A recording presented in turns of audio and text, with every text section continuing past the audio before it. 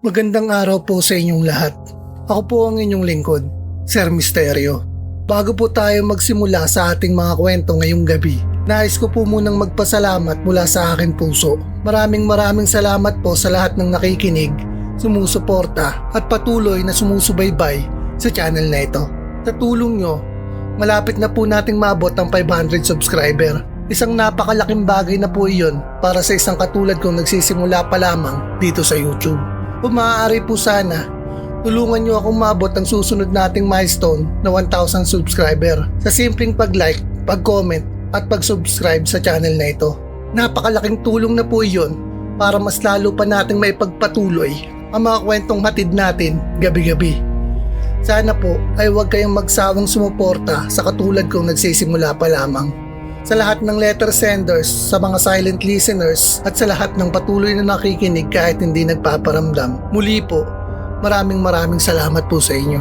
At ngayon, dumako naman tayo sa ating letter sender compilation ngayong gabi.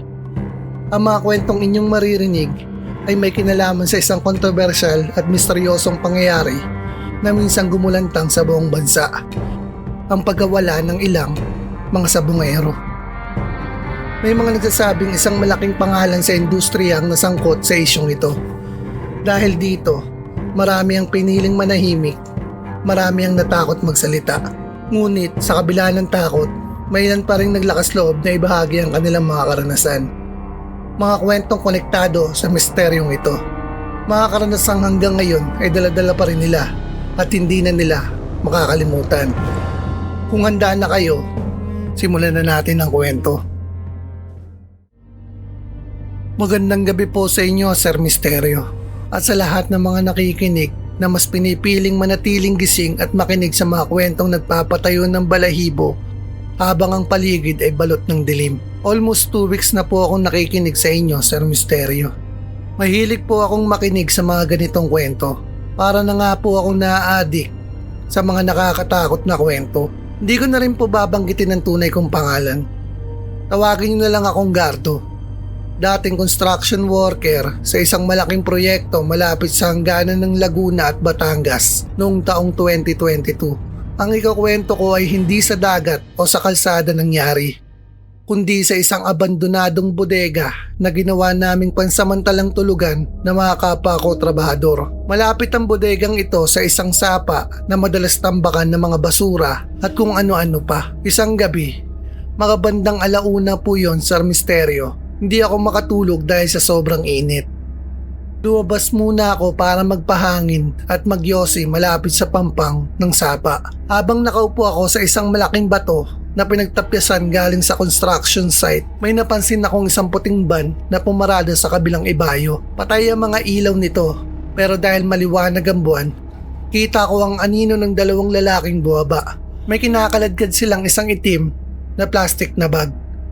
Yung malaki, yung ginagamit sa basura. Pero Sir Misterio, nagtataka po ako dahil bigat na bigat po yung 2 lalaki na nagbibitbit nito. Narinig ko ang kalampog ng semento at ang mahinang usapan nila na tila nagmamadali. Pagkatapos, narinig ko ang isang malakas na galabog nang ihulog nila ang sako sa gitna ng sapa. Agad silang sumakay sa van at humarurot paalis. Dahil sa takot, hindi ako nakapagsalita o hindi ko man lang sila nasita. Nanatili akong nakatago hanggang sa mawala ang tunog ng makina. Kinabukasan, sinubukan kong tignan ng sapa. Pero dahil malalim at madumi ang tubig, wala akong nakitang bakas ng itim na plastic. Inisip ko na lang na baka guni-guni ko lang iyon o baka kung anong basura lang ang itinapon. Pero makalipas ang ilang araw, nagsimula na ang kilabot. Isang gabi, habang natutulog kaming lahat sa loob ng bodega, nagising ako dahil sa tunog ng tumutulong tubig na para bang lumalagitik sa tumatama na semento. Akala ko ay may leakage lang sa bubong, pero nang tignan ko ang sahig, may mga basang bakas ng paa na naglalakad mula sa pinto papunta sa gitna ng kwarto. Ang mga bakas ay puno ng putik at amoy sapa. Yung amoy na para bang malansang tubig at parang amoy kalawang ba o basta kahit anong malansa, Sir Misterio. Sinundan ko po ng tingin ng mga bakas, Sir Misterio, hanggang papunta ito sa isang sulok ng bodega na walang ilaw. Doon may nakita akong isang anyo ng lalaki. Nakasuot siya ng jacket na pang motorista. pero punit-punit ito at basang-basa. Ang mukha niya ay tila tinakpan ng packaging tape, pero ang isang mata niya ay nakalawit at tila nakatingin sa akin ng diretso. Ang nakakakilabot, Sir Misterio, ay may nakapulupot na alambre sa kanyang leeg na tila sobrang higpit nito. Sa sobrang higpit nga, Sir Misterio, parang matatanggal na po yung ulo niya sa kanyang katawan. Sinubukan kong sumigaw pero walang boses na lumalabas sa lalamunan ko. Dahan-dahan siyang naglakad papalapit sa akin. Bawat takbang niya ay may kasamang tunog ng basang sapatos at mahinang garalgal ng lalamunan na tila sinusubukang magsalita pero parang barado ang kanyang bunganga. Huminto siya sa paanan ng higaan ko. Itinaas niya ang kanyang kamay na nanginginig at itinuro ang direksyon ng sapa sa labas. Pagkatapos ay dahan-dahan niyang tinuklap ang tape sa kanyang bibig. At ang tanging narinig ko ay isang pangalan. Isang pangalan na madalas kong marinig sa balita tungkol sa mga nawawalang sabongero sa aming lugar. Sabihin mo, nandun kami. Ang mahinang bulong niya bago siya unti-unting naging anino at naglaho sa dilim. Mula noon, hindi na ako nakatulog sa bodegang iyon. Nag-resign ako kinabukasan at bumalik sa aming probinsya. Pero hanggang ngayon, kapag nakakita ako ng itim na plastic o nakakaamoy ng amoy sapa, bumabalik ang mukha ng lalaking iyon. Naniniwala ako na hindi lang siya ang nandoon sa ilalim ng sapa. Naniniwala ako na ang bawat patak ng tubig na narinig ko noong gabi na iyon ay may mensahe mula sa kanila. Mga kaluluwang itinapon ng walang katarungan. Naghihintay na mahanap ang kanilang mga katawan para sa huling hantungan. Salamat po sa pagbabasa ng kwento ko, Sir Misterio. More powers po sa channel nyo.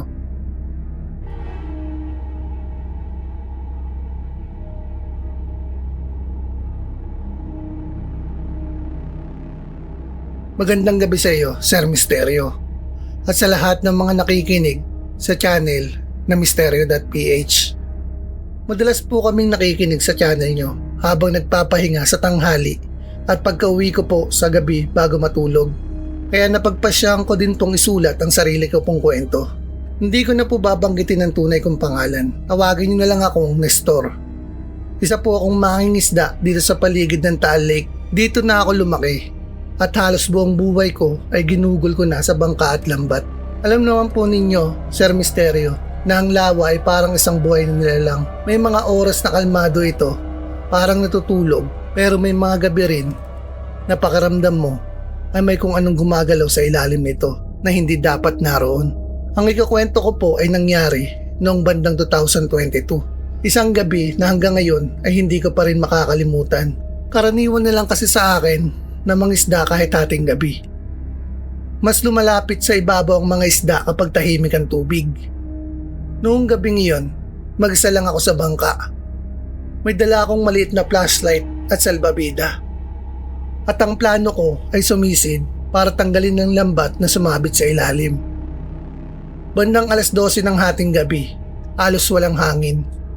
Ang tubig ng lawa ay sobrang itim, parang walang ilalim. Tanging liwanag lang ng flashlight ko ang gumuguhit sa ibabaw ng tubig.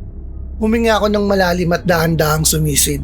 Pagdating ko sa ilalim, tinutukan ko ng ilaw ang lambat. Nakapulupot ito sa isang lumang kahoy na tila galing sa lumubog na bangka. Habang inaayos ko iyon, napansin kong parang may gumagalaw sa paligid ng ilaw ko. Akala ko nung una ay malaking isda lamang, pero nang ilipat ko ang flashlight ko sa direksyon na iyon, nawala ang galaw. Tumigil ako sandali sa ilalim ng tubig. Tahimik, sobrang tahimik, hanggang sa may narinig akong kakaiba. Ang nakakapagtaka ay nasa ilalim ako ng tubig. Isang mahinang tunog na parang kalansing ng metal. Nagulat ako dahil imposible iyon sa ilalim ng lawa. Pagkatapos ay may nakita akong anyo sa dilim sa labas ng ilaw ng flashlight ko. Parang tao, nakatayo sa ilalim ng tubig. Nang itapat ko ang ilaw sa kanya, doon ako halos mawalan ng hininga.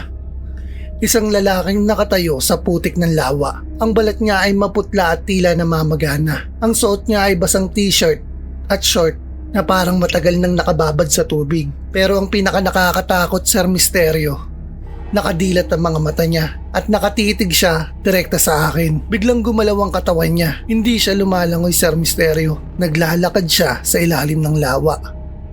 Doon na ako natakot ng gusto. Sinubukan kong umahon agad sa ibabaw. Habang paakyat ako, naramdaman ko na parang may dumaan sa tabi ko. Isang malamig na aninong halos sumayad sa katawan ko. Pag-ahon ko sa bangka, hingal na hingal po ako, Sir Misterio. Nanginginig ang kamay ko habang hawak ang flashlight. Akala ko tapos na. Pero nang itutok ko ang ilaw sa tubig, nakita ko siya. Nasa ilalim lang ng bangka. Nakatayo pa rin. Nakatitig sa akin mula sa ilalim. At doon ko napansin ang isang bagay. Sa paa niya ay may kadena na nakabaon sa putik ng lawa. At ang kadena ay tila nakatali sa isang mabigat na bagay sa ilalim. Biglang kumurap-kurap ang ilaw ng flashlight ko at sandaling namatay. Nang bumalik ang ilaw, wala na siya. Pero mula sa ilalim ng lawa, narinig ko ang isang mahina at garalgal na boses na parang galing sa tubig. Tulungan mo kami. Pagkatapos noon, nagsimulang umalo ng tubig kahit walang hangin. Agad kong pinaandar ang makina ng bangka at umalis doon. Simula noon, hindi na ako sumisid sa lugar na iyon ng Tile Lake. Lalo na kapag hating gabi. Pero may mga kapwa mangingisda ako na nagsasabing may nakikita rin silang mga ilaw sa ilalim ng lawa kapag tahimik ang gabi. Parang may mga flashlight na gumagalaw sa ilalim ng tubig. Ang sabi ng matatanda sa amin, may mga kaluluwang hindi na nakaahon mula sa lawa. Mga taong nilamon ng tubig o itinago sa ilalim nito. At kapag sumasapit ang hating gabi, lumalabas sila sa dilim. Umaasang may makakarinig sa kanilang huling hiling. Sir Misterio, hanggang ngayon kapag naglalambat ako sa gabi, hindi ko maiwasang silipin ng tubig sa ilalim ng bangka dahil may pakiramdam ako na minsan may mga matang nakatitig mula sa kailaliman ng lawa. Maraming salamat po sa pagbabasa ng aking liham at sana po mapakinggan ko ito sa inyong channel.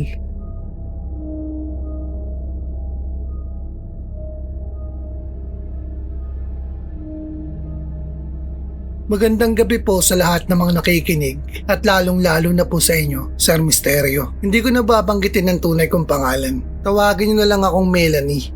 Nakatira kami sa isang maliit na barangay dito sa Batangas kung saan halos magkakakilala na ang lahat. Tahimik ang lugar namin. Mga bahay na magkakatabi at mga kapitbahay na parang magkakamag-anak na rin ang turing sa isa't isa. Pero simula nang mangyari ang isang bagay noong kasagsagan ng pagkawala ng mga missing sabongeros, hindi na naging normal ang mga gabi sa aming kalsada. May kapitbahay kami noon, natatawagin ko na lang na Kuya Arman. Mabait siyang tao at kilala sa lugar bilang isang masipag na tricycle driver. May asawa siya at 2 anak. Kapag walang pasada, madalas siyang pumupunta sa sabungan para manood ng laban at minsan ay tumaya na rin. Di naman siya kilalang magulo. At simple lang ang buhay ng pamilya nila. Noong taong 2022, isang gabi, umalis siya ng bahay para pumunta sa isang sabungan sa kabilang bayan. Akala ng pamilya niya ay sandali lang siyang mawawala at babalik din bago mag-umaga. Pero hindi na siya nakauwi. Kinabukasan, naghanap ang pamilya niya. Tinawagan nila ang mga kaibigan, tinanong ang mga kakilala sa sabungan at pumunta pa sa presinto. Wala ni isa ang nakapagsabi kung saan siya nagpunta. Parang bula siyang nawala. Sa paglipas ng mga araw at linggo, doon na nagsimulang isipin ng marami sa amin baka isa na si Kuya Arman sa mga taong nawala sa misteryo ng mga missing sabongeros na pinag-uusapan noon sa buong bansa. Lumipas ang ilang buwan at unti-unti nang tinanggap ng pamilya niya ang pagkawala niya. Pero isang gabi, may nangyaring kakaiba na nagsimulang magpalaganap ng takot sa aming barangay. Bandang hating gabi, nagising ang asawa niya dahil may narinig siyang tunog ng tricycle sa harap ng kanilang bahay. Pamilyar ang tunog ng makina, kaya napasilip siya sa bintana. Sa ilalim daw ng ilaw ng poste sa kalsada, may isang lalaki raw na nakaupo sa tricycle na nakaparada sa tapat ng bahay nila. Nakatungo raw ito at hindi gumagalaw. Habang tumatagal ang kanyang pagtingin, napansin niyang ang lalaking iyon ay kamukhang kamukhaan ng kanyang asawa. Maputla ang balat nito at tila basang-basa ang damit, parang galing sa ulan o tubig. Nakadilat ang mga mata at nakatingin sa direksyon ng pintuan ng bahay nila. Hindi ito kumakatok at hindi rin gumagalaw. Tahimik lang itong nakaupo roon. Makalipas ang ilang minuto, Umandar ang tricycle at dahan-dahang umalis sa kalsada hanggang sa tuluyang mawala sa dilim. Kinabukasan ay kinuwento ito ng asawa niya sa mga kapitbahay namin. Marami ang nag-isip na baka dahil lang ito sa pagod at lungkot. Pero makalipas ang ilang araw, may iba namang kapitbahay ang nakakita ng parehong lalaki sa waiting shed malapit sa bahay nila. Nakaupo lang ito sa dilim at nakatungo, parang naghihintay ng masasakyan. Nang lapitan ito ng ilang tao, bigla na lamang itong nawala sa dilim. Simula noon ay may ilan pang nagsabing nakikita nila ang parehong anyo sa iba't ibang bahagi ng kalsada. May nakakita rin daw na nakatayo ito sa kanto ng barangay tuwing hating gabi. May iba namang nagsasabing nakikita itong nakaupo sa tapat mismo ng bahay nila. Parang isang taong paulit-ulit na umuuwi, ngunit hindi makapasok sa sariling tahanan. Isang gabi naman po, Sir Misterio, kinuwento lang din ito ng kanyang asawa habang nag-aaral daw ang panganay nilang anak sa sala. May narinig daw yung bata na mahinang katok sa pintuan. Nang silipin nila ang labas, may nakita siyang lalaking nakatayo sa harap ng bahay. Ang itsura nito ay basang-basa at nakatingin lamang sa loob ng bahay. Natakot ng bata ay agad siyang tumakbo papunta sa kanyang ina. Nang balikan nila ang pintuan, wala na ang lalaking nakatayo roon. Hanggang ngayon, Sir Misterio, may mga gabi pa ring may nakakakita sa anino ng lalaking iyon sa paligid ng bahay nila dito sa Batangas. Hindi ito nagsasalita, hindi rin ito pumapasok ng bahay. Parang paulit-ulit lamang itong dumarating sa kalsada tuwing hating gabi at nananatili sa labas ng bahay na dati niyang inuuwian. Sabi ng mga matatanda sa aming lugar, may mga kaluluwa raw na hindi matahimik kapag hindi natatagpuan ang kanilang katawan o kapag hindi pa nalalaman ang katotohanan sa kanilang pagkawala. At may pakiramdamang marami sa amin na ang aninong iyon ay maaaring hindi pa tuluyang nakakaalis sa mundong ito. Parang isang taong patuloy na hinahanap ang daang pauwi sa kanyang pamilya. Hanggang ngayon kapag tahimik ang gabi sa aming barangay, may mga pagkakataong may makikitang anino sa kalsada na tila naglalakad papunta sa bahay nila. Isang aninong kahawig ng isang taong matagal nang nawawala. Maraming salamat po sa pagbabasa ng aking liham, Sir Misterio. Sana ay balang araw ay malaman na rin ng pamilya niya ang buong katotohanan sa nangyari sa kanya.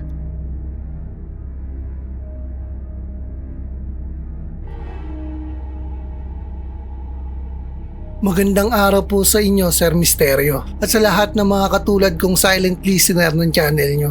Madalas po ako nakikinig sa channel na katulad nyo, Sir Misterio, habang nagkakape o habang oras ng truck ban sa mga lalawigan na dinadaanan ko. Hindi ko na po babanggitin ang tunay kong pangalan. Tawagin nyo na lang akong Romy. Isa akong truck helper noon sa Batangas. Sanay na ako sa mga biyahe sa gabi, mga kalsadang halos walang ilaw, mga lugar na tahimik na parang walang tao. Pero may isang gabi noong kasagsagan ng misteryo ng pagkawala ng mga sabongero na hanggang ngayon ay hindi pa rin ako pinapatahimik ng alaala na iyon. Hanggang ngayon, Sir Misterio, pakiramdam ko ay may isang kaluluwang hindi ako tinatantanan.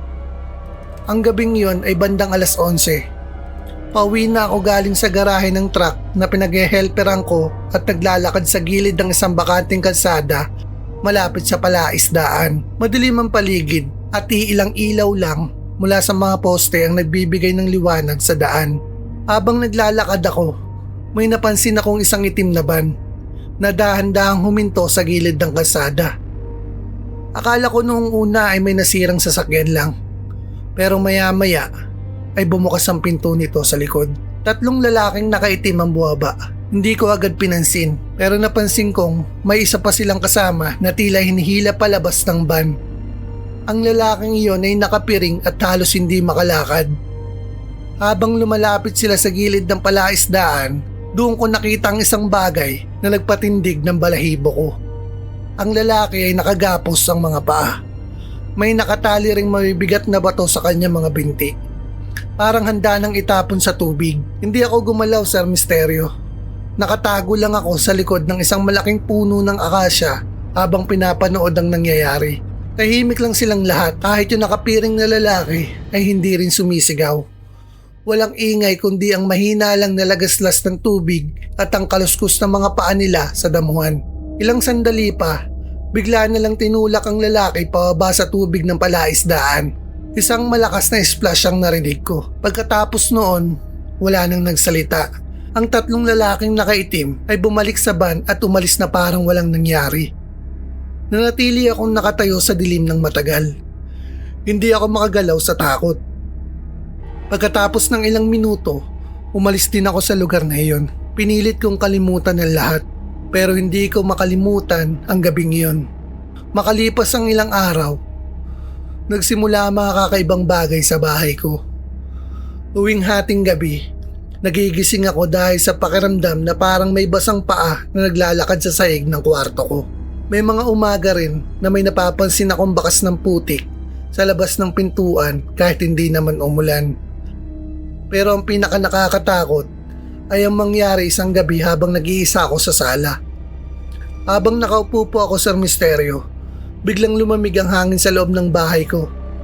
Naramdaman ko na parang may nakatayo sa likod ko. Nang dahan-dahan akong lumingon, may nakita akong lalaking nakatayo sa madilim na sulok ng kwarto. Ang damit niyang jersey ay basang-basa. Ang balat niya ay maputla at tila namamaga. At ang mga paa niya ay nakagapos pa rin sa lubid na may nakataling mga bato. Nakatayo lang siya roon, tahimik at para bang nakatitig sa akin. Simula noon, halos gabi-gabi ko na siyang nakikita. Minsan sa dulo ng pasilyo ng bahay, minsan sa bintana habang siya ay nakatingin sa loob. At minsan naman sa panaginip ko, nakatayo siya sa gitna ng madilim na tubig habang ang mga bato sa kanyang paa ay patuloy na humihila sa kanya pababa. Hindi siya nagsasalita, hindi rin siya lumalapit. Pero ramdam ko na parang may hinihintay siya na galing sa akin. Parang gusto niyang ipaalala na ako nakakita sa huling sandali ng kanyang buhay. Sir Misterio, hanggang ngayon ay hindi ko alam kung sino ang lalaking iyon. Pero may pakiramdam po ako, Sir Misterio, na marahil na baka kasama siya sa nawawalang mga sabungero na pinag-usapan noon sa buong bansa. At sa tuwing sasapit ang hating gabi, may pakiramdam akong may isang kaluluwang umaahon mula sa madilim na tubig para ipaalala sa akin ng gabing nakita ko kung paano siya tuluyang nawala sa mundong ito. Maraming salamat po sa pagbabasa ng aking liham, Sir Misterio.